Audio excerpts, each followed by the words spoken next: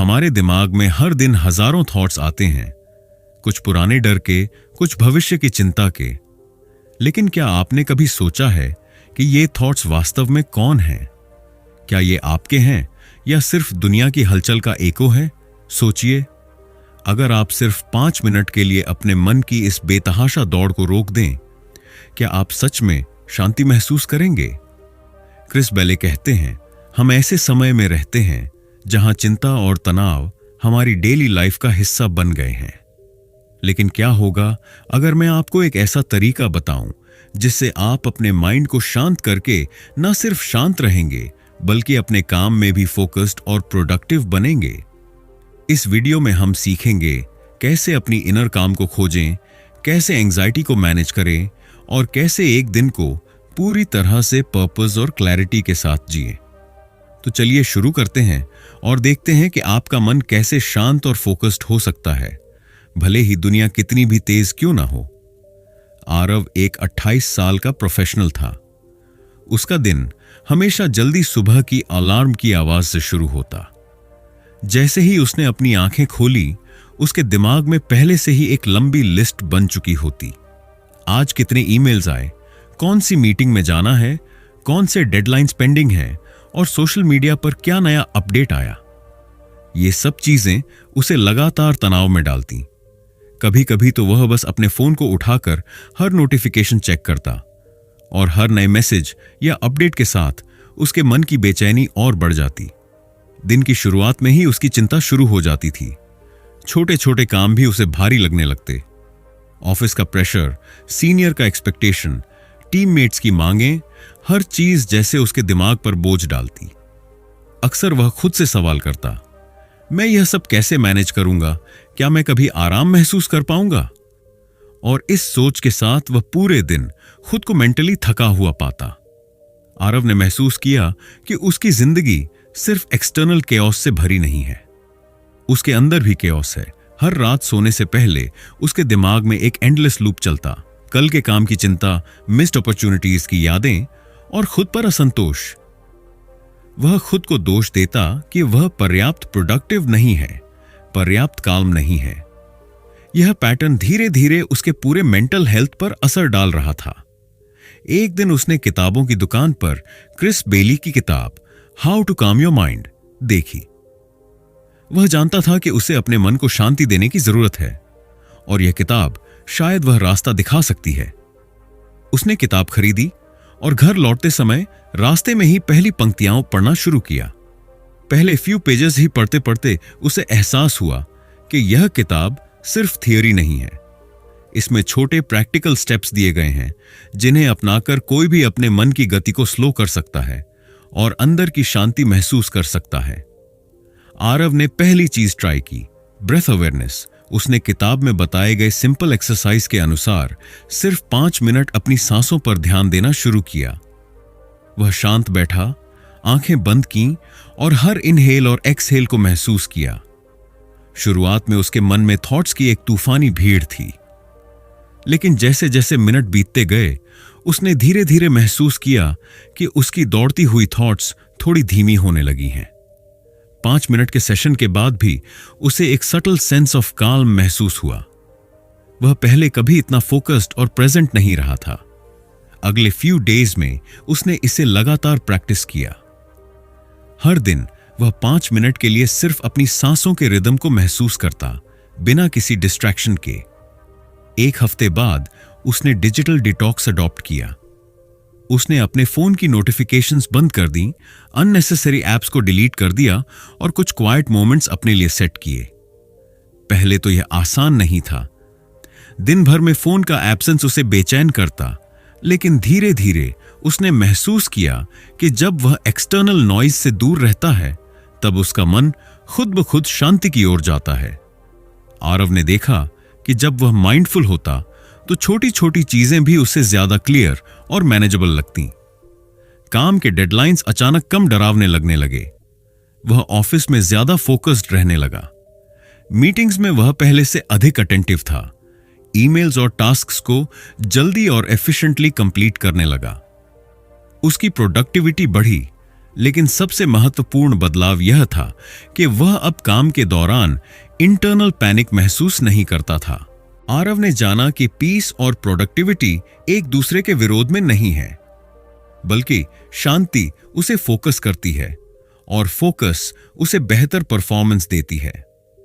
यह उसके लिए रेवलेशन था कि एक्सटर्नल हसल और इंटरनल काम को बैलेंस किया जा सकता है। धीरे धीरे उसने अपने दिनचर्या में और भी छोटे चेंजेस लागू किए। सुबह उठकर 5 मिनट का मेडिटेशन, ऑफिस ब्रेक में शॉर्ट वॉक और रात को सोने से पहले जर्नलिंग। जर्नलिंग के दौरान वह अपने सारे थॉट्स, वरीज और ग्रैटिट्यूड लिखता। यह प्रोसेस उसके मन को अनलोड करने में मदद करता। वह महसूस करता कि उसके अंदर की बेचैनी अब पहले जैसी भारी नहीं रही। आरव की कहानी में सटल साइकोलॉजी भी छुपी थी। उसने देखा कि उसके मन की रेस्टलेसनेस सिर्फ एक्सटर्नल प्रेशर से नहीं आती थी, बल्कि इंटरनल थॉट्स की अनमैनेज फ्लो से भी आती थी। जब उसने उन थॉट्स को ऑब्जर्व करना शुरू किया, बिना जज किए, तो उसने अपने माइंड की पैटर्न्स को समझा।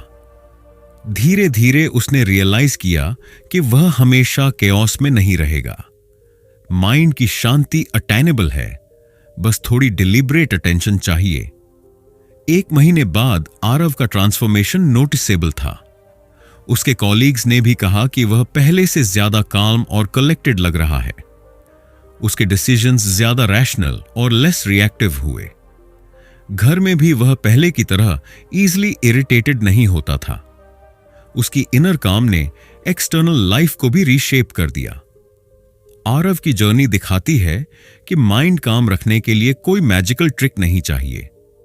बस छोटे छोटे steps, breath awareness, mindful breaks, digital detox, journaling लगातार प्रैक्टिस करने चाहिए। यह सिंप्लिसिटी में ही पावर है। क्रिस बेली की किताब ने यही समझाया कि हमारी मेंटल पीस केवल बड़े चेंजेस या स्ट्रेसफुल टेक्निक से नहीं आती। इसे हम अपने रोजमर्रा की जिंदगी में इंटीग्रेट करके पाएंगे। आरव की कहानी बस एक शुरुआत थी। उसने महसूस किया कि जब माइंड काम रहता है तो एंग्जाइटी के मोमेंट्स मैनेजेबल हो जाते हैं, प्रोडक्टिविटी अपने आप बढ़ जाती है। वह अब हर दिन कॉन्शियसली चूज करता कि वह अपने लिए स्मॉल काल्म मोमेंट्स बनाएगा, चाहे वह कितनी भी बिजी क्यों ना हो। हर रीडर, हर लिसनर इस कहानी से एक मैसेज ले सकता है। हमारे मन की शांति अटेनेबल है। सिर्फ हमें डिलिब्रेट अटेंशन और कुछ प्रैक्टिकल स्टेप्स की जरूरत है। और जैसे जैसे हम इन स्टेप्स को डेली लाइफ में अडॉप्ट करते हैं, हमारा माइंड खुद ब खुद ट्रांसफॉर्म होने लगता है। आरव ने जाना कि मेंटल पीस सिर्फ एक फीलिंग नहीं, बल्कि एक प्रैक्टिस है। और प्रैक्टिस ही वह ब्रिज है जो हमें एंग्जाइटी और इंटरनल केओस से बाहर निकालकर फोकस, क्लैरिटी और प्रोडक्टिविटी की तरफ ले जाती है। किताब को डिटेल्स में समझने के लिए हम इस किताब को 5 चैप्टर्स में डिस्कस करने जा रहे हैं। तो चलिए शुरू करते हैं। Chapter 1, understanding your anxious mind. हमारे मन की प्रकृति अक्सर रहस्यमय और जटिल लगती है। सुबह उठते ही या दिन के बीच में अचानक एक अनजानी बेचैनी हमारे भीतर फैल जाती है और हम समझ नहीं पाते कि यह क्यों हो रही है। क्रिस बेले के अनुसार यह चिंता केवल बाहरी परिस्थितियों से उत्पन्न नहीं होती, बल्कि अक्सर हम अपने स्वयं के थॉट्स और वास्तविकता को आपस में मिला देते हैं। हम भविष्य की कल्पनाओं को सच मान लेते हैं या पुराने अनुभवों को वर्तमान की चुनौती से जोड़कर अननेसेसरी स्ट्रेस उत्पन्न कर लेते हैं। इस मिक्सिंग के कारण हमारा मन हमेशा रेस्टलेस रहता है और हम शांति महसूस नहीं कर पाते। अक्सर ऐसा होता है कि हमारे मन में एक इंटरनल डायलॉग चलता रहता है। वह बार बार हमारे एक्शंस, चॉइसेस और आउटकम्स पर सवाल उठाता है। हम सोचते हैं कि हमें सब कुछ परफेक्ट करना चाहिए और हर छोटी गलती को लेकर गिल्ट और चिंता महसूस करते हैं। यही वही समय है जब एंग्जाइटी अपने पैर फैलाती है। यह चेतावनी नहीं होती, यह सिर्फ एक सिग्नल है कि हमारे थॉट्स बिना डायरेक्शन के घूम रहे हैं। इसे समझना और पहचानना ही पहला स्टेप है अपने एंग्शियस माइंड को काम करने का। माइंड की नेचर को समझने का मतलब यह है कि हम ऑब्जर्वर बने। यह ऑब्जर्वर होना आसान नहीं है, क्योंकि हमारे विचार अक्सर इतनी तेजी से आते हैं कि हम उन्हें रोक या एनालाइज नहीं कर पाते। लेकिन प्रैक्टिस के साथ हम सीख सकते हैं कि हम अपने थॉट्स को जज किए बिना देख सकते हैं। हम यह महसूस कर सकते हैं कि हमारे विचार सिर्फ थॉट्स हैं, वे हम नहीं हैं। जब हम यह फर्क समझ लेते हैं तो एंग्जाइटी धीरे धीरे अपनी शक्ति खोने लगती है। क्रिस बेली की टेक्निक्स में सबसे पहला और सरल तरीका है डेली रिफ्लेक्शन। बस 5 मिनट का समय अपने लिए निकालें, शांत जगह पर बैठें और अपने मन की गतिविधियों को ऑब्जर्व करें। बिना किसी इंटरप्शन के अपने थॉट्स को आने दें और जाने दें। कभी कभी हम पाएंगे कि मन में रिपीटेटिव पैटर्न्स चलते हैं, वही वरीज, वही फियर्स, वही सेल्फ क्रिटिसिज्म। इन्हें रिकॉग्नाइज करना और एक्सेप्ट करना ही पहला स्टेप है। एक्सेप्टेंस के साथ ही कामनेस की शुरुआत होती है। जब हम इस डेली प्रैक्टिस को अपने रूटीन में शामिल करते हैं तो हम यह देख पाते हैं कि माइंड हमेशा कैओटिक नहीं होता। हम छोटे छोटे गैप्स में क्लैरिटी महसूस करने लगते हैं। धीरे धीरे इन 5 मिनटों की हैबिट हमें यह कैपेबिलिटी देती है कि हम टेंशन वाले मोमेंट्स में भी ऑब्जर्वर बने रहें, रिएक्शंस के बजाय कॉन्शियस रिस्पॉन्सेस दें और एक्सटर्नल प्रेशर्स को इंटरनल पैनिक में बदलने से रोकें। इस चैप्टर में यही सीख है कि हमारा एंग्शियस माइंड कोई एनिमी नहीं है। यह सिर्फ सिग्नल है कि हमें अपने थॉट्स को समझने और उनके साथ माइंडफुल रहने की जरूरत है। इसे डेली प्रैक्टिस और ऑब्जर्वेशन से ट्रेन किया जा सकता है। धीरे धीरे हम महसूस करेंगे कि हमारे भीतर एक काम कोर मौजूद है जिसे कभी कभी बस थोड़ा अवेयरनेस और इंटेंशनल अटेंशन की जरूरत होती है। Chapter 2, the power of breath and mindfulness. हमारे शरीर और मन का सबसे गहरा कनेक्शन हमारी सांसों से जुड़ा हुआ है। जब हम तनाव में होते हैं, हमारा ब्रीदिंग पैटर्न अपने आप बदल जाता है। सांस तेज, ऊंची और अनियमित हो जाती है और यह हमारे नर्वस सिस्टम को सिंपैथेटिक मोड में डाल देती है। यही वह स्थिति है जिसमें हम रेस्टलेस, एंग्शियस और अनफोकस्ड महसूस करते हैं। क्रिस बेली बताते हैं कि जब हम अपनी सांस पर ध्यान देना सीखते हैं तो हम अपने नर्वस सिस्टम को कॉन्शियसली रेगुलेट कर सकते हैं। ब्रेथ अवेयरनेस एक सिंपल लेकिन प्रोफाउंडली इफेक्टिव टूल है जो माइंड को स्टेबलाइज करने और इंटरनल काम को अवेकन करने में मदद करता है। माइंडफुलनेस या प्रेजेंट मोमेंट अवेयरनेस हमारे ध्यान और ध्यान देने की क्षमता को बढ़ाता है। जब हम माइंडफुल होते हैं, हम अपने सोचने की प्रक्रिया के ऑब्जर्वर बन जाते हैं। हम यह समझते हैं कि हमारे थॉट्स हमेशा सच नहीं होते। कभी कभी वे सिर्फ कंडीशन रिएक्शंस होते हैं जो हमें फ्यूचर या पास्ट की चिंता में डालते हैं।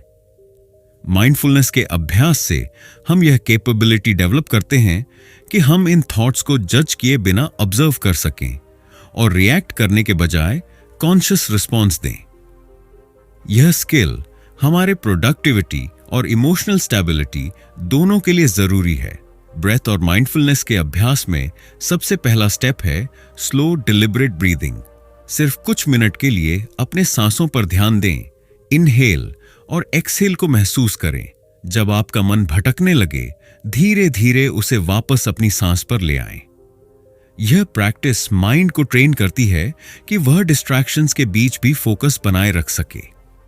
रोजाना केवल 5 से 10 मिनट की माइंडफुल ब्रीदिंग समय के साथ आपके मेंटल क्लैरिटी और इमोशनल रेगुलेशन में नोटिसेबल बदलाव लाती है। माइंडफुलनेस केवल बैठे बैठे करने वाली एक्टिविटी नहीं है।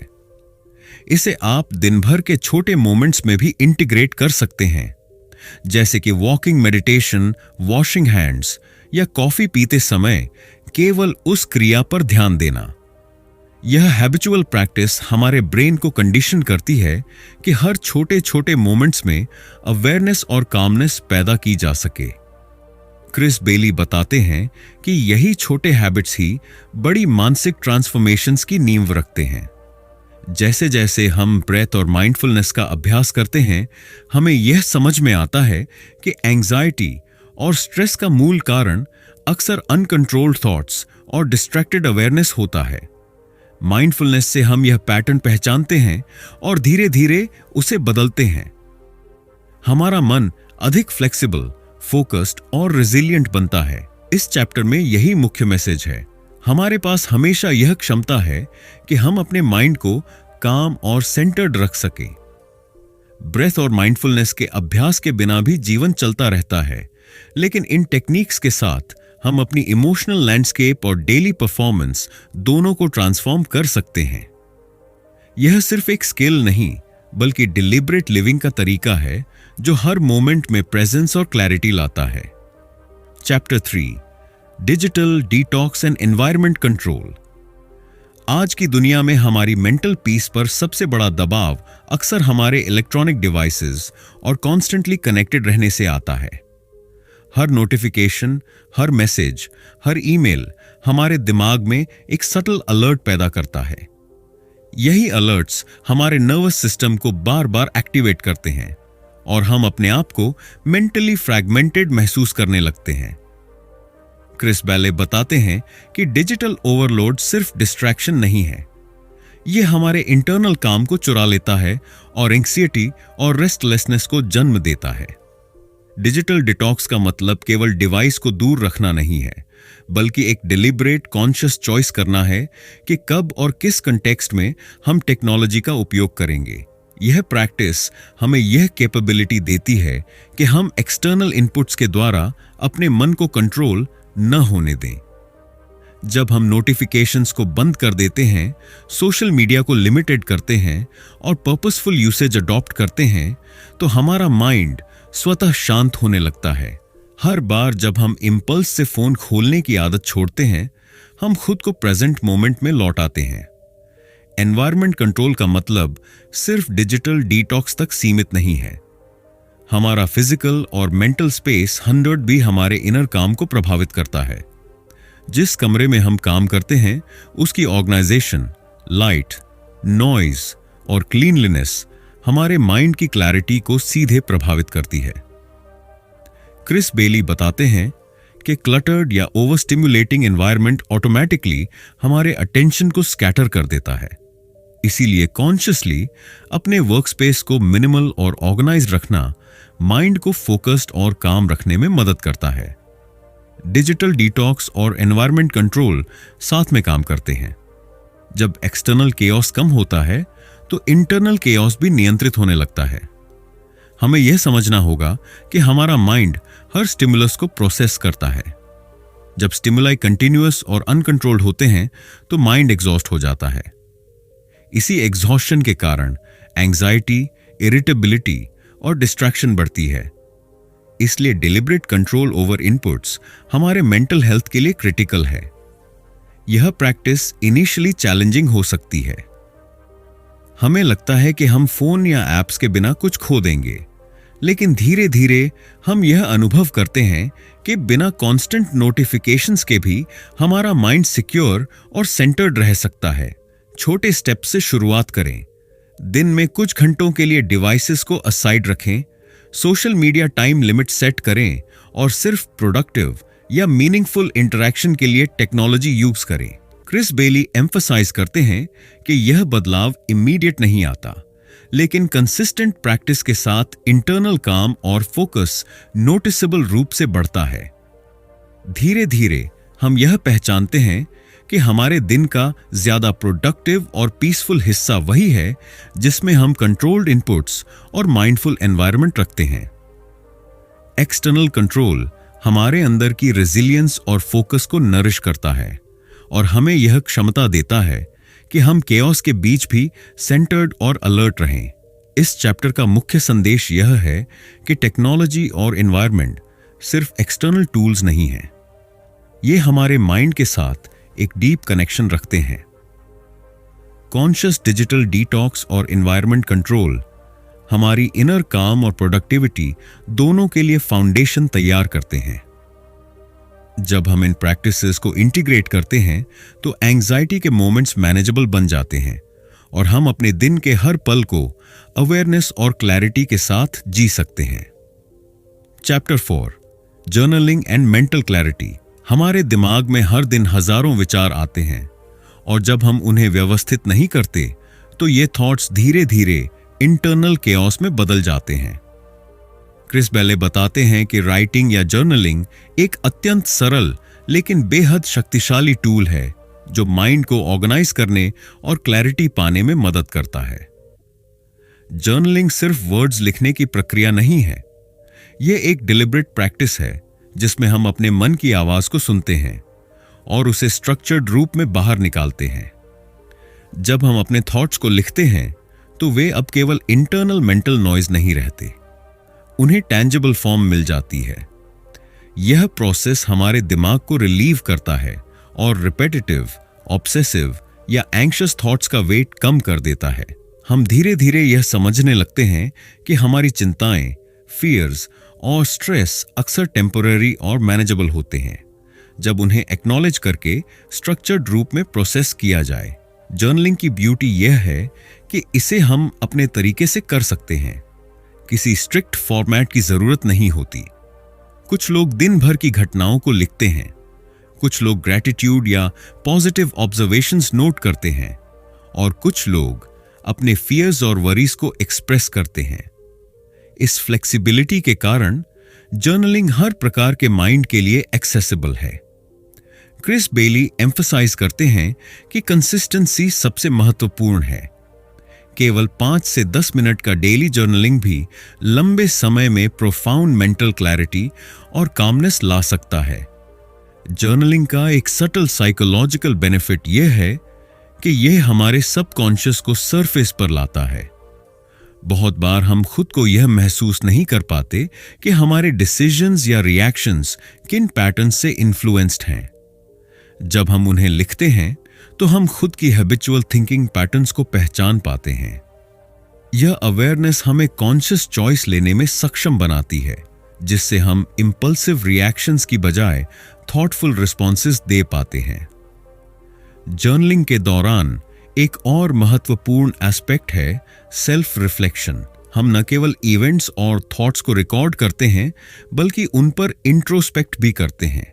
यह रिफ्लेक्शन हमें यह समझने में मदद करती है कि हमारे इमोशंस और मेंटल स्टेट किस तरह एक्सटर्नल सर्कमस्टेंसेस और इंटरनल रिएक्शंस से प्रभावित होते हैं। धीरे धीरे हम अपने माइंड को ट्रेन कर लेते हैं कि स्ट्रेस या एंजाइटी के मोमेंट्स में भी ऑब्जर्वर बने रहें और इनर काल्म मेंटेन करें। क्रिस बेली बताते हैं कि मेंटल क्लैरिटी सिर्फ एक्सटर्नल ऑर्गेनाइजेशन से नहीं आती, यह हमारी इनर प्रोसेसिंग और कॉन्शियस अवेयरनेस से उत्पन्न होती है। जर्नलिंग इस प्रक्रिया का ब्रिज है। यह हमें हमारे थॉट्स, इमोशंस और प्रायोरिटीज के बीच कोहेरेंस बनाने में मदद करता है। जब हम इसे नियमित प्रैक्टिस बनाते हैं तो माइंड की कैओटिक टेंडेंसीज कम हो जाती हैं और हम ज्यादा फोकस्ड, काम और प्रोडक्टिव बन जाते हैं। इस चैप्टर का मुख्य संदेश यह है कि जर्नलिंग सिर्फ राइटिंग नहीं बल्कि एक डिलिब्रेट इनर प्रैक्टिस है। यह हमारे दिमाग को क्लियर करने, थॉट्स को ऑर्गेनाइज करने और सेल्फ अवेयरनेस बढ़ाने का तरीका है। जब हम इस प्रैक्टिस को कंसिस्टेंट रूप से अपनाते हैं तो हमारे माइंड में एक नेचुरल काल्म उत्पन्न होती है और हम अपने दिन और डिसीजंस को क्लैरिटी और प्रेजेंस के साथ जीने लगते हैं। चैप्टर 5, बिल्डिंग अ काम डेली रूटीन। हमारी मानसिक शांति केवल आइसोलेटेड प्रैक्टिसेस से नहीं आती, यह हमारे दिन भर के हैबिट्स और रूटीन के साथ जुड़ी होती है। क्रिस बेले बताते हैं कि एक स्ट्रक्चर्ड, इंटेंशनल रूटीन हमारे मन को प्रिडिक्टेबल रिदम देता है, जिससे एंजाइटी कम होती है और फोकस बढ़ता है। काम डेली रूटीन का मतलब यह नहीं कि हर पल परफेक्टली ऑर्गेनाइज्ड होना चाहिए, बल्कि इसका मतलब यह है कि हम कॉन्शियसली अपने दिन के मोमेंट्स को ऐसे डिजाइन करें कि वे इनर काम और प्रोडक्टिविटी दोनों को सपोर्ट करें। मॉर्निंग रूटीन इसका सबसे महत्वपूर्ण हिस्सा है। सुबह उठते ही कुछ डिलिब्रेट एक्शंस लेने से हमारा नर्वस सिस्टम सेट होता है और दिन की शुरुआत शांति और क्लैरिटी के साथ होती है। ब्रेथ अवेयरनेस, लाइट स्ट्रेचिंग या कुछ माइंडफुल मोमेंट्स लेने से हमारे बॉडी और माइंड को सिग्नल मिलता है कि आज का दिन कंट्रोल्ड, प्रेजेंट और फोकस्ड रहने वाला है। क्रिस बेली एम्फसाइज करते हैं कि यह इंटेंशनल स्टार्ट हमारे पूरे डे को इन्फ्लुएंस करता है, क्योंकि माइंड हैबिचुअल पैटर्न्स से सीखता है। वर्क डे के दौरान भी काम रूटीन मेंटेन करना जरूरी है। यह केवल टास्क्स कंप्लीट करने के बारे में नहीं है, बल्कि हमारी मेंटल एनर्जी को मैनेज करने के बारे में है।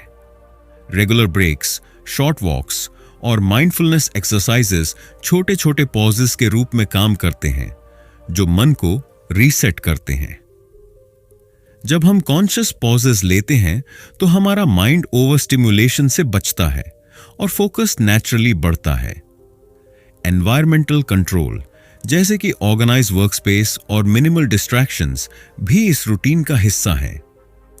इवनिंग रूटीन भी उतना ही महत्वपूर्ण है।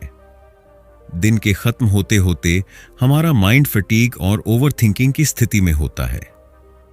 काम इवनिंग रूटीन में रिफ्लेक्शन, जर्नलिंग और डिजिटल डिटॉक्स शामिल होना चाहिए। यह हमें यह कैपेबिलिटी देता है कि हम दिन भर की मेंटल एक्टिविटी को प्रोसेस करें और रात को रेस्टफुल स्टेट में जाएं। लाइट रीडिंग, मेडिटेशन या सिर्फ क्वाइट मोमेंट्स लेना भी माइंड को प्रिपेयर करता है, ताकि हम गहरी नींद और नेक्स्ट डे के लिए रेडीनेस प्राप्त कर सकें। क्रिस बेली बताते हैं कि काम डेली रूटीन केवल इंडिविजुअल एक्सरसाइजेस नहीं, बल्कि उनके कंसिस्टेंट इंटीग्रेशन से बनती है। यह रूटीन हमें फ्लेक्सिबिलिटी भी देता है। हम एक्सटर्नल केओस के बावजूद अपने इनर रिदम में सेंटर्ड रह सकते हैं। धीरे धीरे यह प्रैक्टिस हमारे सबकॉन्शियस में एम्बेड हो जाती है और हम नेचुरली शांत, फोकस्ड और प्रोडक्टिव बनने लगते हैं। रूटीन का सबसे सटल बट प्रोफाउंड इफेक्ट यह है कि यह हमारे माइंड को हैबिचुअल काम सिखाता है। जब हम रिपीटेटिव प्रैक्टिस के साथ काम हैबिट्स अपनाते हैं तो एंजाइटी की ऑटोमेटिक ट्रिगर्स कम हो जाती हैं। हम एक्सटर्नल स्टिमुलाई के प्रति लेस रिएक्टिव और मोर इंटेंशनल रिस्पॉन्स देने लगते हैं।